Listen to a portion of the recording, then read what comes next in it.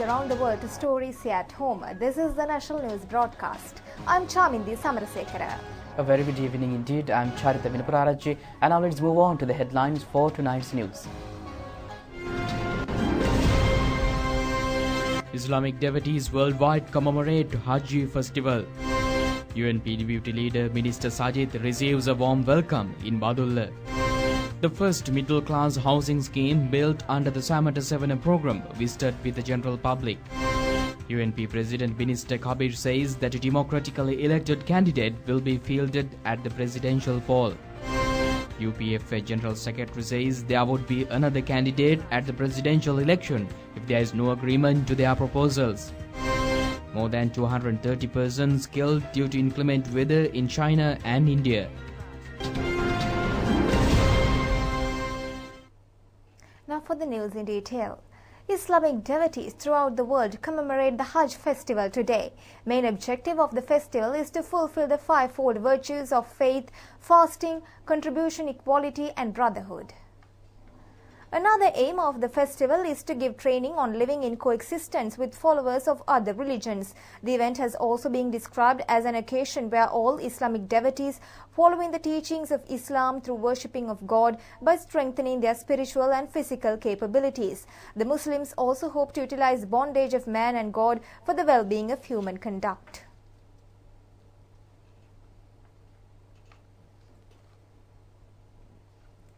Many Hajj commemoration ceremonies were held throughout the country. Large crowds have participated in the religious observances at the Grand Mosque, Colombo. A large gathering was also seen at a prayer session at the Golf Face Green, Colombo. Religious observances were also conducted at the Kathankudi Islamic Center. President Maithripala Sirisena, issuing a message in connection with the Hajj festival, says that the Hajj extends the might of binding all people in the world tormented by crisis. He further says that this great meritorious ceremony also teaches the lesson of living in equality. The President also extends greetings to all Islamic devotees on this occasion. Prime Minister Ranil Wickremesinghe's Hajj message says that all rituals of the Islamic faith enables to consolidate the spiritual and social values. The final feature among the mandatory religious observances of Islam is the performance of the Hajj pilgrimage. The word Hajj denotes the meaning of moving towards a sacred location. The Prime Minister's message adds that this meeting could be described as a world conference of all Islamic devotees joining together in peace and brotherhood. Opposition leader Mahinda Rajapaksa, delivering a Hajj festival message, said that though extremists have identified sayings of the Holy Quran in numerous ways, the Quranic teachings enables to create peace and understanding among people. The opposition leader in his message expresses hope that the Sri Lankan Muslim community would continue to act on behalf of sustainable peace through patience and unity. The 5-day annual pilgrimage for Muslims called Hajj, which happens during the 8th and the 12th of this month, Dhul Hijjah, the last months of Islamic calendar, begins this year on the evening of August 9th and ends in the evening of August 14th. Now we move on to some celebrations from all around the world today. According to the Saudi Arabian calendar for international communication, more than 1.8 million pilgrims from all around the world have already arrived in the city of Mecca to perform the 2019 Hajj. Eid al-Adha, the only holy festival of sacrifice, is a day to commemorate Prophet Ibrahim's willingness to sacrifice his sons, Ismail, on God's command. Muslims in India, northern Jammu and Kashmir mark the festival of Eid al-Adha amidst restrictions a week after the special status of the religion was scrapped. Pakistan's congregated in mosques across the country to offer special prayers for Eid al-Adha, the second of Islam's two major religious festivals.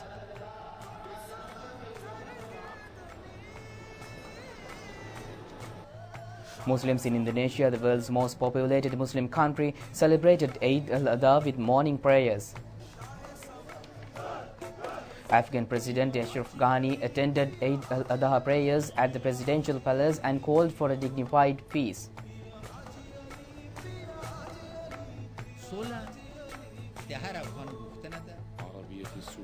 Syria's President Bashar al-Assad attended Adha prayers in Damascus, accompanied by Syrian Prime Minister Imdad Khamis and Syria's Mufti Ahmad Badr al-Din al-Hussein. Thousands of Muslims worshippers flocked to Jerusalem Al-Aqsa compound to offer prayers during Eid al-Adha.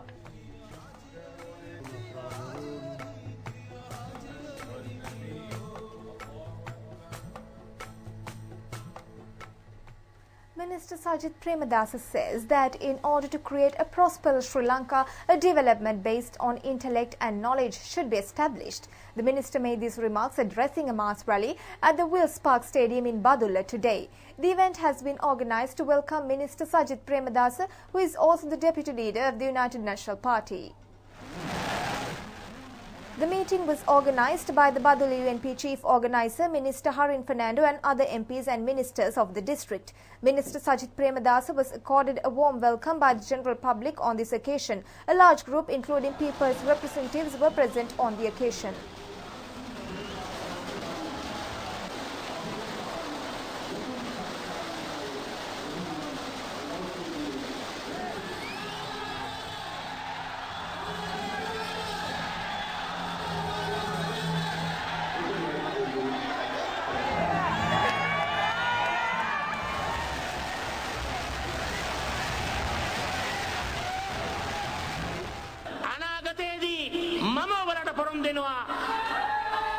Minister Sajid Premadasa said that he wanted to give a pledge to the people that they would transform the motherland into a place where all receiving benefits and giving strength to unite the nation.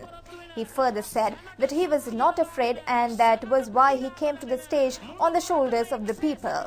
The minister also said that he is prepared even to die on behalf of the people. He also said that he is now 52 years old and not scared to die. The minister further said that he always remains among the people just like his father. He added that he would go to the place where he wanted to go in November through the people. He urged all to unite with Sajid Premadasa. The turning point of the country should be created through their alliance to make the people and the country victorious. මට අවුරුදු 52යි මම මැරෙන්න බය නැහැ මම ජනතාව අතරමයි ඉන්නේ මගේ පියාණන් වගේ මම ජනතාව අතරින්මයි අනිවාර්යෙන්ම නොවැම්බර් මාසේ යන්න ඕන තැනට යන්න කියන එකත් මම තමුන්නාන්සලට කියන්න කැමතියි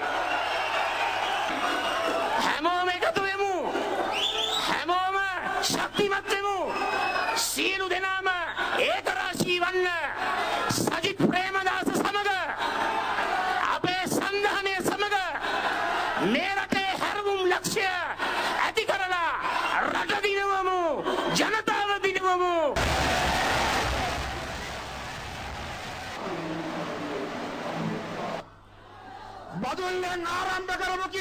Minister Harin Fernando said that not a single event commenced by them from Badulla had gone wrong. Sajid Premadasa is a relative of the people of Badulla. His mother was born in the Bandarvala. Therefore, he added that they have a right to extend their best wishes to the journey of Minister Sajid. He also said that Sajid Premadasa is a true Sinhalese, a Buddhist and an honest leader. The minister has recalled that how he told Ranil Wickremesinghe at a meeting in Passara in 2014 that he was willing to quit parliament if both the Prime Minister and Sajid Premadasa stood together. That was the first uprising in the country and the people of Uva have contributed to the situation. There is a leader who the people of the country wants. The minister further said that Sajid has come to this position not as a government official but as a politician with 30 years of experience.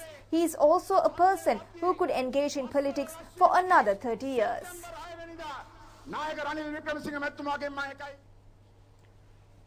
The first housing scheme for middle-class dwellers constructed through mediation of both state and private sectors under the Samata 7A program was declared open today. The scheme with 352 housing units was built at a cost of 1,905 million rupees. The housing scheme, named as Green Valley Residences, located in Jaltara, Ranala, was vested with the general public by Prime Minister Ranil Wickremesinghe. A special loan scheme through state banks is also being implemented for purchasing of houses. The scheme is included of a supermarket complex, children's park, children's playground, swimming pool, physical fitness centre and a security plan. Prime Minister Ranil Wickremesinghe said that he would like to name Sajith Premadasa as a minister who has rendered massive service to the country. He works 24 hours of the day like his father. The Prime Minister also said that their aim is to provide a house to every person in the country without a house. He further said that he never been in history any government had accepted such a housing construction program. Poverty is the greatest enemy of the nation and the government is taking measures to eliminate this menace. The Prime Minister added that he is compelled to say with regret that others are acting with the aim of receiving political advantages. There would have been more development had their efforts were not obstructed. Commenting on yesterday's Pohattuwa conference, he said that the appointment of Mahinda Rajapaksa as a leader and his brother Gotabaya Rajapaksa as the presidential candidate could be described as a politics of family bandism. The Prime Minister has pledged to recreate a society where all would be able to live without fear and suspicion. He added that in order to create a society free from fear and suspicion, apologies should have to be made by the culprits on the deaths of Eknaligoda, Lasantha Wickrematunge, Raviraj, Shivaram and Tajuddin. The preparators have also injured persons like Noyar and Upali Tennakon. They have destroyed the Udayan office and imposed censorship on several media persons. They have to apologize for the destruction of the Sirasa office as well. They were also the culprits of the Ratupaswala and Valikada incidents. They will also have to apologize for the white van and Shirani Bandaranaike incident as well as the raping of several women of Pradeshi Sabha incidents. The Prime Minister asked whether they would apologize for the chasing of slum dwellers. He further said that they have appointed several independent commissions and set up an office to probe missing persons. He also said that he has been scolded more than anybody else and that was due to democratic freedom accorded. සමාව ඉල්ලනවද? සංගල්‍ය ප්‍රාදේශීය සභාවේ සභාපති සංචාරයට පැමිණි කාන්තාවක් මරුමුවට පත් කිරීම ගැන සමාව ඉල්ලනවද? කොළඹ පැල්පත්වල ජීවත් වුණේ අය පන්නා දැමීම ගැන සමාව ඉල්ලනවද? අන්න ඒවයි මම අහන්න කැමතියි. අපි අධිකරණයේ ස්වාධීනත්වය ඇති කරලා තියෙනවා. අපි තොරතුරු ලබා ගැනීමට නීති අයිතිය දීලා තියෙනවා. ස්වාධීන කොමිෂන් ගණනාවක් පත් කරලා තියෙනවා. අතුරුදහන් නුවන් වෙනුවෙන් කාර්යාලයක් ඇති කරලා තියෙනවා. වන්දිපූර්ණ කාර්යාලය ඇති කරලා තියෙනවා. මෙහෙම ප්‍රජාතන්ත්‍රවාදී වාතාවරණයක් අපි අත් කරලා තියෙනවා. ඒ නිසාද විවේචනය කරන්න පුළුවන්. දැන් බලන්න හැමදාම මට මේ හැම නාලිකාවෙන් මට බයිනවා. කවුරු හරි සුදු වෑන් වලින් ගෙනිච්චද? කවුරු හරි ජීවතුන් අතර නැද්ද? කවුරු හරි ප්‍රශ්න කරන්න ගියාද? ඒකක්වත් නැහැ. එක මාධ්‍යයකට ගහලා තියෙනවද? පුච්චලා තියෙනවද? පාරේ ගිහින් මගේ පඹයෝ පුච්චනවා. මොකද්ද වෙලා තියෙන්නේ? මුකුත් වෙලා නැහැ. ඊළඟ දවසේට පඹය පුච්චනවා. අන්න ඒකයි අපි ඇති කරලා තියෙන නිදහස. President of the United National Party, Minister Kabir Hashim, says that the UNP presidential candidate elected through a democratic process will be made known to the general public soon. A communique issued by the minister today further says that their candidate is a person who understands the burden of the poor and who respects the law of the country. Minister Hashim further says that the UNP presidential candidate will be a person who has never been accused before a court of law or before the people. The future candidate would be a person who would be able to safeguard national security. He further said that Mahinda Rajapaksa, who was elected to parliament through the United People's Freedom Alliance, has been elected to the leadership of a new political party named Sri Lanka Podujana Peramuna, even while representing the UPFA. This is a violation of the party constitution. The minister added that such a person would not be able to safeguard supremacy of the law. Minister Hashim also said that the presidential candidate of the new party is his brother, who is a US citizen and a defendant of many cases before the judiciary. He added that his appointment amounts to misguiding the masses. General Secretary of the United People's Freedom Alliance says that they could compete as a separate party at the presidential election if the proposals presented by the Sri Lanka Freedom Party could not be accepted. He made these remarks at a meeting in Agunakola Palace today. Parliamentarian Mahinda Amaravira said that the SLFP has not yet taken decisions regarding candidate. However, they have had discussions over a candidate with a certain group. He added that their aim is to make these talks a success. The MP also said that the ultimate objective is to look into a program of building the country. He added that they are looking at a presidential candidate who would accept their proposals. He also expresses hope that they would not encounter major disputes with Pohotua party in this connection. All measures will be taken to achieve consensus. If their proposals were not accepted, there is a possibility of alliance fielding their own candidate. Minister Mangala Samaravira says that Sri Lanka's next president would be a person who is born and bred in the country and a person who has not sworn allegiance to another country. The minister, issuing a communique, says that the candidate of their choice will be democratically elected through consent of the UNP and its allied parties. Minister Samaravira in his media release further says that former President Mahinda Rajapaksa did not appear to have learned a lesson from the mistakes committed by him during his tenure in the selection of the candidate of the Sri Lanka Podujana Peramuna. He further said that the message delivered by Mahinda Rajapaksa after remaining in a position for 5 years was that a brother of him should be made the president and that he should be made the prime minister and one of his other brothers should be made the speaker.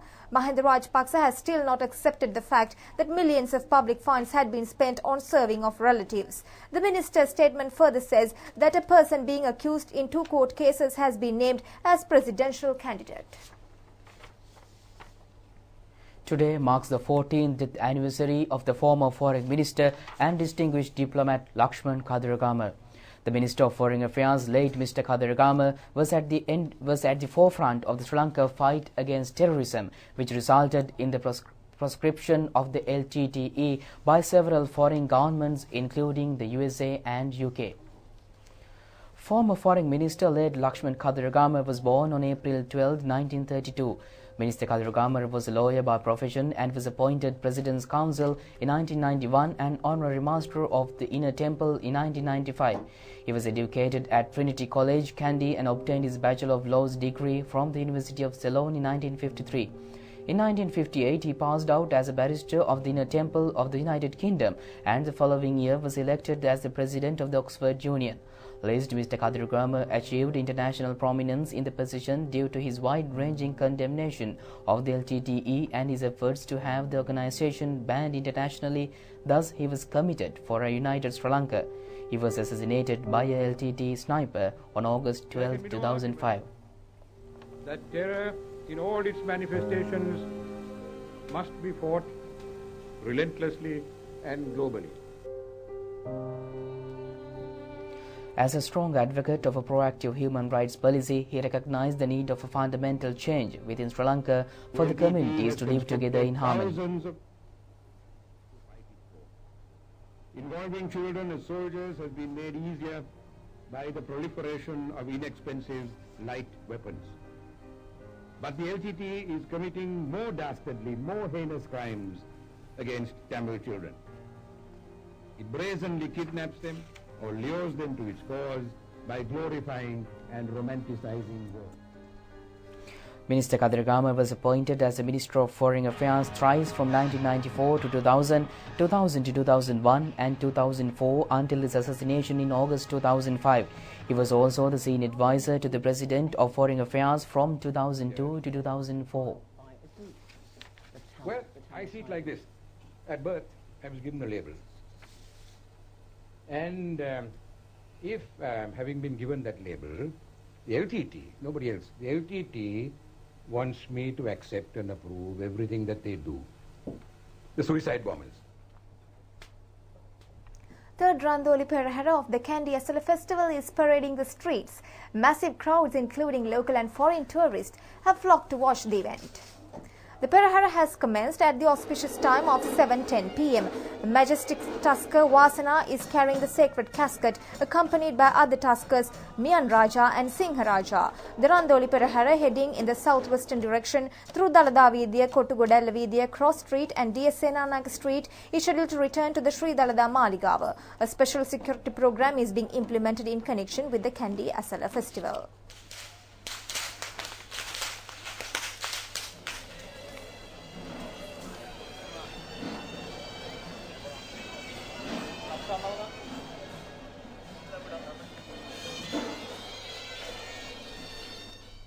death of a seriously injured road accident victim on the highway is reported from Maravilla, Chile today. He was reported to have died due to delay in receiving medical treatment in time.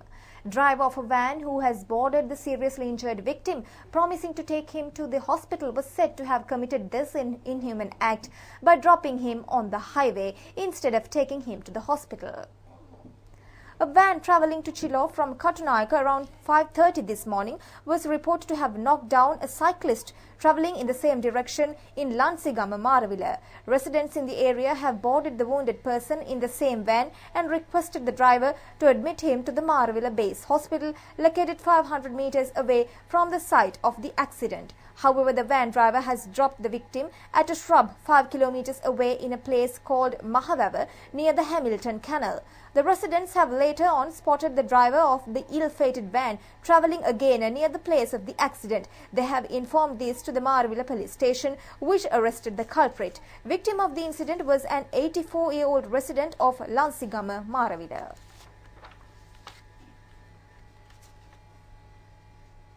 Sri Lanka Catholic Bishops' Conference says that it appreciates the commitment of the three armed forces and the police to safeguard the lives of the general public after the Easter Sunday attack. The conference issuing a communique request to bring before the law the accused of Easter Sunday attack.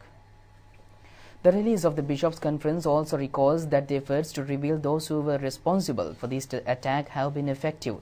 It further points out that at the end of the investigations, all those who have given encouragement to this cowardly act would be definitely disclosed. It also points out that including the general public expect an independent and unbiased investigation in this connection. The statements of the Sri Lanka Catholic Bishops' Conference also said that it comments upon the relief extended by the government on behalf of those who were affected by the disaster. An organization called Youth for Democracy was engaged in a protest in front of the Election Commission today. They have agitated, saying that they have not yet received voting rights despite completing 18 years of age. Protesters have handed over a memorandum to the chairman of the Election Commission, Mahinda Deshapriya.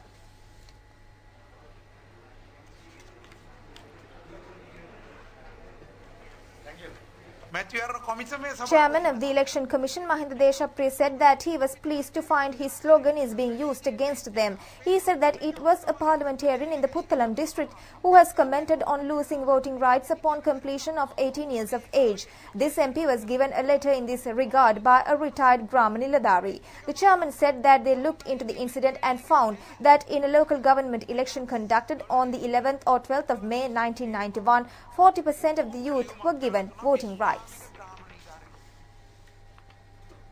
A person was killed in an assault in Slave Island at dawn today. The Colombo Fort Magistrate has ordered the suspects to be detained till the 19th of this month. The suspects have been arrested this morning and produced before the Fort Magistrate courts. The killings has taken place in a dispute between two parties. Karuwalagaswawa Pradesh Sabha MP Damayantha Vimukti Ekanayaka, who has been arrested with the consignment of heroin in his possession, has been ordered by the Anamadu magistrate to be detained till the 22nd of this month. Police Anti-Narcotic Bureau officials have taken the suspect into custody on the Puttalam Kurunegala road. The Department of Meteorology predicts that wind speeds in the western, southern, Sabargamua, central and northwestern provinces could increase to 50 to 60 kilometers per hour.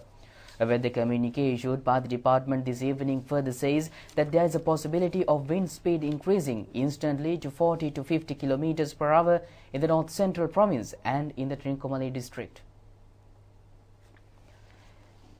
It also forecast intermittent of thunder showers accompanied with lightning in the western Sabargamua, central, southern and northwestern provinces at times of provincial winds. The department requests the general public to take precautions to minimize accidents caused due to thunders and lightning. Wind speeds in the Arabian Sea may increase to 670 to 80 kilometers per hour. Therefore, it would become dangerous to engage in fishing and naval activities in these sea areas. The speed of wind in the coastal area from Mathura to Pothuwil would increase 60 to 70 kilometers per hour.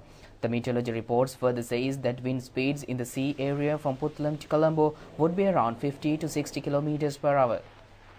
Sluice gates in Canyon, Lakshapana and Upper Kotmale reservoirs have been opened with the start of rainfall. Our correspondent says that Vimala Surendra Reservoir is overflowing.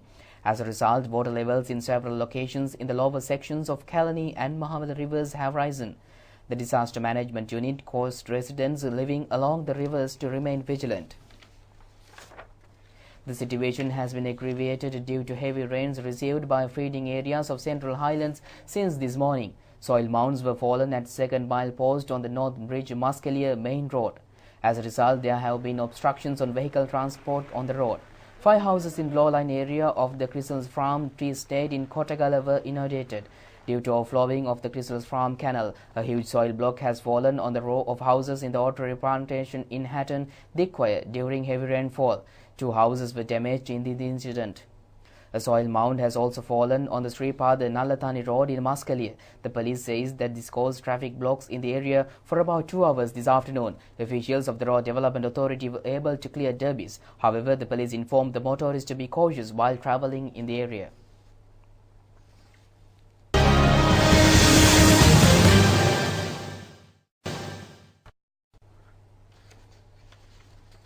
The first test of the current series between Sri Lanka and New Zealand is scheduled to commence at the Galle International Cricket Stadium next Wednesday. The national television has the official telecast rights of the tournament. Players of both teams were engaged in warm-up sessions at the Galle Cricket Stadium today. 34 test matches have so far been conducted between the two teams. New Zealand has won 15 of them and Sri Lanka emerged victorious in 8 matches. 11 matches were ended in a draw. The New Zealand team has faced 7 test series in Sri Lanka. 3 of them were won by Sri Lankan team. Sri Lanka has last scored victory in a test series against New Zealand in Sri Lanka in the year 2009. 3 test matches between the two countries were conducted at the Galle Stadium. Sri Lanka has won all these 3 matches. The Sri Lanka team has so far engaged in 4 test series during this year. Sri Lanka won 2 final matches against South Africa.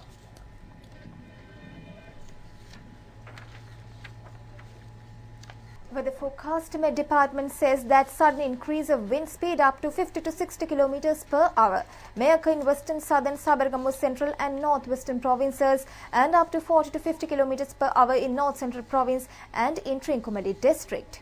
The Met Department added that showers or thunder showers will occur at times in western, Sabaragamu central, southern and northwestern provinces. Light showers may occur in Mana and Anuradhapura districts. Showers or thunder showers may occur at a few places in Up province and in Ampara and Batticaloa districts after 2 p.m.